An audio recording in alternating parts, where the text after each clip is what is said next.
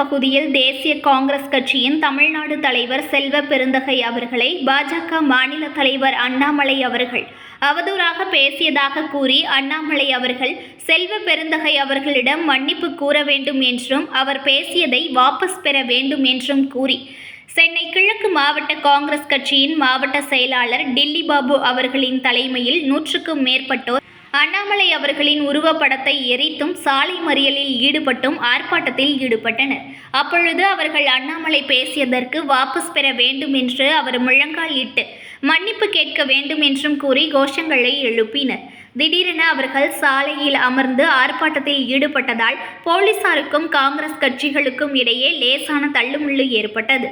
அதன்பின் செய்தியாளர்களை சந்தித்த மாவட்ட செயலாளர் டில்லி பாபு அவர்கள் கூறுகையில், அண்ணாமலை அவர்கள் IPS பதவியை எதற்காக உதறிவிட்டு வந்தார் என்று விசாரணை கமிஷன் வைக்க வேண்டும் என கூறினார். News One தமிழை லைக் பண்ணுங்க, கமெண்ட் பண்ணுங்க, ஷேர் பண்ணுங்க, மறக்காம சப்ஸ்கிரைப் பண்ணுங்க.